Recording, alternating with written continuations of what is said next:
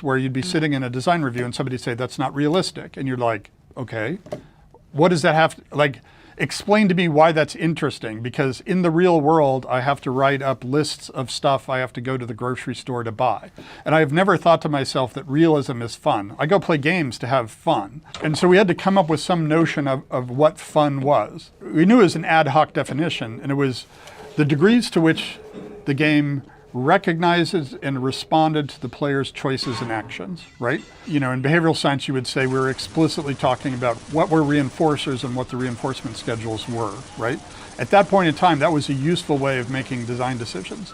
The point I would make is, if I go up to a wall and shoot it, to me, it feels like the wall is ignoring me.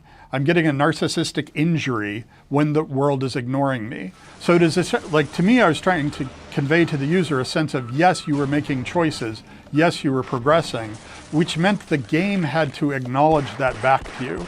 If you shoot at a wall, there have to be decals. If you kill a bunch of Marines, the Marines have to run away from you, right? You have to have this sense of the game acknowledging and responding to the choices and actions and progressions that you've made. Otherwise, it loses any sort of impact. I played through Red Dead Redemption 2, and the only thing going through my mind the entire time was, why does everything have to take so long? If I want to go do a mission, it's a 5-minute horse ride. If I want to loot a cupboard, I have to open the cupboard, have Arthur slowly pick things up, examine the expiry date on the thing, make out with the can to make sure it has no STDs, and then finally put me out of my misery by putting the thing in his coat, which doesn't even make any sense anyway, because no one has that amount of coat space. Everything just disappears near my coat like I'm wearing a black hole. There's many more excruciatingly tedious things like that in the game. Oh, you killed all these guys and want to loot the bodies? Well, good fucking luck, because it's a 5-second animation for each one. Now, I'm not saying that I don't understand why it was done. I mean, this game has shrinking horse testicles. Clearly, they were going for the R word in-game. Realism. They were trying to immerse me in the twilight years of gangland Western America. What I want to ask is fun a good price to pay to achieve realism and immersion? And a secondary, less important question, are the animations that make me want to blow my brains out in-game, of course. Are those animations really necessary? Now, I might sound like a certified hater, but I actually like Red Dead Redemption 2, and I like that they tried their best to make the world feel as alive as it does. But after the first 2 hours of gameplay, when the novelty of wears off, is just so goddamn tedious to do the simplest video game things. And if you're not gonna tell me how much fun it was to watch Arthur check out a food can for the 100th time, you're just a lying asshole. I think fun is the price you pay for that kind of quote-unquote realism. Gaben himself has said that he doesn't necessarily associate realism with fun, and that guy knows a thing or two about making fun games. But like I said, I understand why Arthur has to go through a tedious routine every time I want to do anything in game, because Rockstar wanted to make me feel immersed in this beautiful open world they built. What I'm asking is if the tedium was even really necessary to achieve that realism and immersion, and to answer that question in negative, I'd have to show you an example of a video game that is similarly or more immersive than RDR2, is actually fun to play, and has none or little of what I like to call animation hell. Stalker is by no means an easy game. Play the clip. One shotgun blast directly into his torso at point blank range, but he walks it off like the badass he is. No problem, I've got a double barrel, I'll just give him the old 1-2. Second round, point blank, right into his upper body. Thankfully, he remembers his military training. It's a mental game, you know? If you just believe you didn't get shot twice with a gun that can punch a hole in a car door, then you didn't. Third blast. The shotgun kicks like a donkey on bath salts, but he is, of course, fine. He's not gonna let something small like 3 shotgun shells destroying his internal organs keep him down. He's got a hang in there poster on his office wall. He doesn't give up. Finally, after 4 fucking direct hits with a shotgun, he goes down. I'm honestly convinced it was lead poisoning that finally killed him, because he's clearly too much of an alpha Chad to let something small like 4 blasts from a 12 gauge kill him. The original Stalker game, Stalker Shadow of Chernobyl, was released in 2007. The game was primarily inspired by the 1979 movie Stalker by Andrei Tarkovsky, which itself is based on the novel Roadside Picnic by Arkady and Boris Strugatsky. The plot of Roadside Picnic is incredible. So a bunch of aliens look at Earth, right, and they think, hey, that looks like a great dumpster, and dump all their trash here. I don't really blame them. We really have turned Mother Earth into a whore that we take what we want from and then give it polluted oceans in return. And if you don't participate in this long-winded self-deletion ritual and try to tell someone why it's bad to fuck up the place where you live at, the only inhabitable place in the universe, you get called a communist pussy, which for the record I agree with. Stop being a femboy, talking about some long-term goals, and get me my snow from the fridge the Friday night game is on. My summary of Roadside Picnic is, of course, a bit of an oversimplification as far as the plot of the book goes, but it's a great book. It deserves its own video and you should read it yourself anyway. When the aliens were done depositing their trash on our planet, we naturally looked at that and thought, I could sell that. The trash, or anomalies as we call them, are physics-defying, sometimes wish-granting, sometimes bone-churning, but all the time priceless to human beings' artifacts. And they're all clustered in these alien dumpster sites. These sites become dangerous treasure troves that house these lethal but priceless artifacts. They become the zone.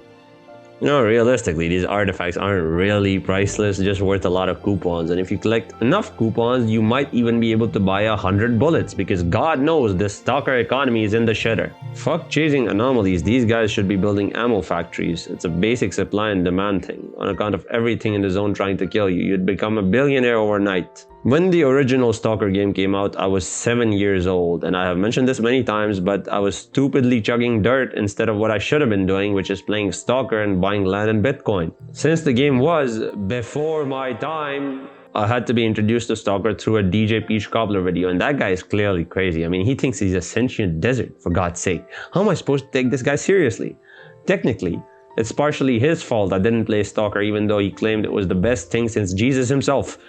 Other reasons for me not being attracted to the idea of playing the original Stalker game included the dated graphics, the effort it would probably take to run it on a modern machine, and most of all, the bullet sponge enemies. I do not care who you are. If you don't die after a point-blank shotgun blast to the chest, I am breaking my immersion and calling it quits. That is not a person, that is an eldritch being in the skin of a person. These bullet sponges really were the biggest reason I didn't play the original Stalker. There's just something about a flesh and blood human being like myself tanking a point-blank shotgun shell that my brain can't associate with immersion or realism.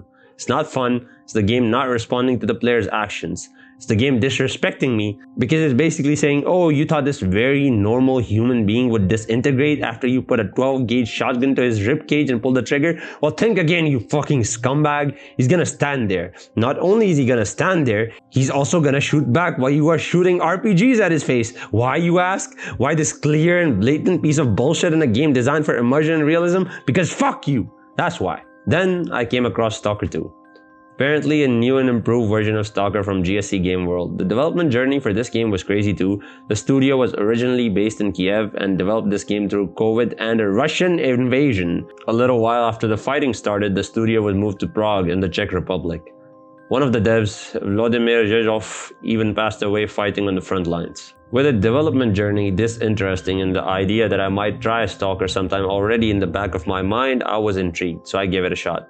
And it was terrible. I mean, I expected some extra slov jank because of the whole traumatizing development cycle, but the game was not only barely playable with all the bugs and the terrible frame rate, apparently they'd also cut enough features to make a separate game from the cut features alone. The biggest loss was the A-Life system from the original game, which was supposed to be in this game but cut entirely. A-Life is sort of like Red Dead's NPCs, each having a unique personality but on a systematic scale. It simulates factions, their goals, the factions fighting for those goals amongst each other and with the mutants in the zone, and routes and routines for individual NPCs to overall make the zone feel way more alive. And without A-Life, walking through the zone felt like walking over the cold corpse of a place once inhabited by people. You know, as opposed to what it should be, which is a corpse infested with maggots, with treasure in the organs, and people fighting over the body parts. Most annoying of all was the return of the bullet sponges. I remember the first enemy I fought was a bloodsucker. As soon as I got into the zone, a bloodsucker's main ability is going invisible. So it goes invisible and then it sort of runs at you, and then when it's very close to you or it hits you, it becomes visible for a while, or you shoot at it and then it goes invisible again. The only thing is, the ammo in this game is very limited, as I've already mentioned, so you repeat this annoying cycle until you're either out of ammo or it's dead. This singular enemy took so many bullets to kill that I was almost out of ammo after my very first encounter. And don't say skill issue, because I used to be Ascendant in Valorant with a 60Hz monitor. Ladies. After the bloodsucker was done making me cry, I tried to fight some human enemies, and my game crashed. The memory still haunts me. I had just spent 10 agonizing minutes whittling away at a fucking Dark Souls boss, and my game had not been saved. I had reached maximum frustration capacity, so I hit uninstall and forgot about it for about a year. And then on one random Tuesday, a YouTube video came across my homepage. I can't remember who it was exactly or the title of the video itself, so I apologize, but the video claimed that Stalker had been transformed, that it was a new game, and that the trials and tribulations of early Stalker were almost gone. So I went through the laborious process of installing the 140 gigabytes of Stalker 2 onto my SSD again and trying again. As of right now, in January 2026, Stalker really is one of the best games of the decade. The performance has gotten a massive upgrade. There are almost no game-breaking bugs anymore, which is also huge, but the thing that has improved the most is the zone. The way it looks, the way it sounds, and the many inhabitants of the zone all come together to deliver an experience that has me hooked, honestly. The story is alright. It does its job. I mean, it's not particularly exciting or interesting, but the story is just here to introduce you to the zone. It's a side character. The main star of the show, kind of like in Dark Souls, is the setting. The zone is why you should play this game, and since the story is shit anyway, or it's not shit, it's decent, okay, but I'm saying you're not going to be paying attention most of the time because you'll be too busy getting your ass kicked by the zone and liking it. But since you're not going to be paying attention anyway, you should play the game in Russian for better immersion. Through all of their updates in the year, I think by far the most important change GSC Game World made was increasing the damage variable for the guns. Subhanallah. There's no more blood-sucking bullet sponges, and all human enemies for the most part die with a singular bullet to the head. A-Life is sort of here, the zone is more alive, but according to community members who have played the original, it's nowhere near what it's supposed to be and what it was in Stalker 1. What I've enjoyed the most, and I think what is the most beautiful thing about Stalker 2, is the sound design. Put some headphones on when you play this game because it is the only legitimate way to experience this game. During the day, the sounds from the zone are mostly dull. Immersive, but dull. It is at night that the sound design really shines. At night, when everything is dark and your sense of hearing naturally heightens. You hear birds chirping, people fighting in the distance, and something else. There's something alien in the sound mix. It's probably monsters fucking, but that's not canon, apparently. If you are gonna play Stalker 2, I recommend a few mods. The GSC Game World devs have been blessed with a really great community that has turned this game into a much more polished and refined version of itself. First of all, if you're just thinking about getting visual upgrade mods, just know that you're gonna need a big beefy boy to run Stalker 2. So do it if you can, but the stock game is pretty good looking anyway. First of all, you should get the A-Life mod that completes A-Life or upgrades it massively. You should also get a realistic enemy loot mod because apparently every enemy you kill can shoot at you for an infinite amount of time but only has 5 rounds in reserve every time. It is a very jarring experience. So get a realistic loot mod. It might make the game a little easier because ammo management won't be a problem if you're taking fights all the time, but you can offset it by using a realistic gunfights mod which increases AI realism and the gun damage when fighting human enemies. Better loot equals better immersion. Another thing you will really need is a dismemberment mod because again, putting a 12 gauge shotgun to someone's face and blowing them up doesn't really have the same dopamine inducing effect if their body kinda just ragdolls away instead of their face exploding like a watermelon like it should.